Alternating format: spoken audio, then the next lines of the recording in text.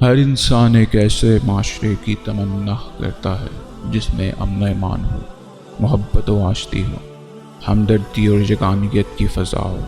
ہر انسان چاہتا ہے کہ تمام انسان امن و سکون کی زندگی بسر کریں، کسی سے کسی کو شکایت نہ ہو۔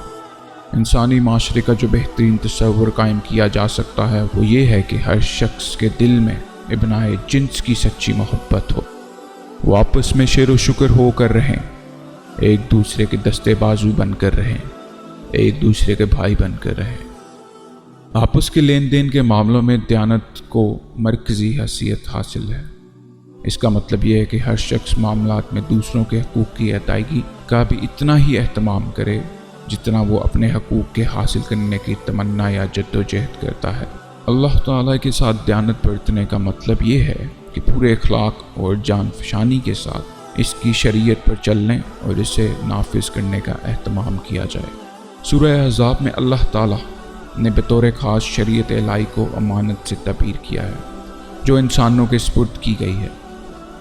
ارشاد باری تعالیٰ ہے کہ ہم نے خلافت الارض کی اس امانت کو آسمانوں، زمین اور پہاڑوں کے آگے رکھا تو اس میں سے کوئی اس کا بوجھ اٹھانے کو تیار نہ ہوا، اور یہ سب اس سے ڈرے مگر انسان نے یہ بوجھ اٹھا لیا۔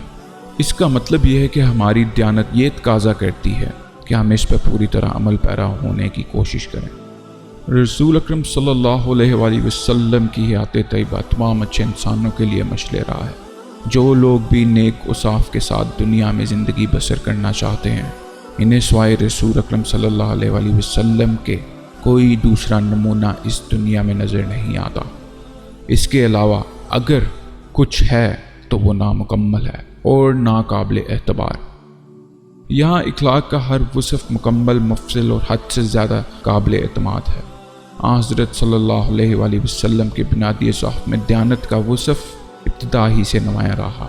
چنانچہ جب آپ صلی اللہ علیہ وآلہ وسلم منصب نبوت پر فائز ہوئے تو آپ صلی اللہ علیہ وآلہ وسلم نے بار بار اس وصف کا حوالہ دے کر مخاطبین کو مطمئن کرنے کی کوشش کی۔ اکثر پیغمبروں کی صفت میں بھی یہ لفظ قرآن میں آیا ہے۔ انہوں نے اپنی اپنی امت سے یہ کہا کہ میں تمہارے لیے امانت دار قاصد ہوں۔ حضرت صلی اللہ علیہ وآلہ وسلم میں یہ وصف اس حد تک نمایاں تھا کہ نبوت سے پہلے بھی مکہ والے آپ کو امین یعنی دیانتدار کہتے تھے۔ ایک بار کا ذکر ہے کہ حضور صلی اللہ علیہ وآلہ وسلم نے ایک شخص سے کچھ کھجوریں قرض لیں۔ چند روز بعد وہ شخص تقاضے کو آیا۔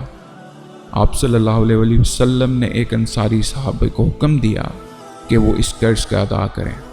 انہوں نے تعمیل حکم کی، لیکن کچھ کھجوریں ویسی عمدہ نہ تھیں جیسی اس نے دی تھی۔ اس شخص نے لینے سے انکار کر دیا۔ انصاری نے کہا کہ تم رسول صلی اللہ علیہ وآلہ وسلم کی عطا کردہ کھجوریں لینے سے انکار کرتے ہو؟ وہ شخص بولا، ہاں۔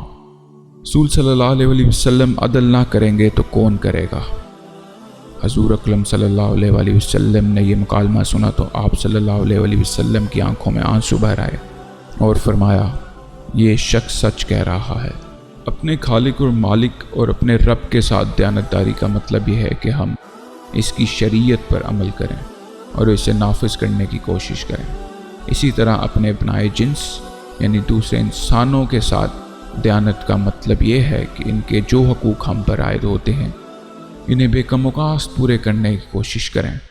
قرآن حکیم میں ارشاد ہے، اللہ تمہیں حکم دیتا ہے کہ امانت داروں تک ان کی امانتیں پہنچایا کرو۔ ہم پر سب سے بڑا فرض ماں باپ کی خدمت ہے۔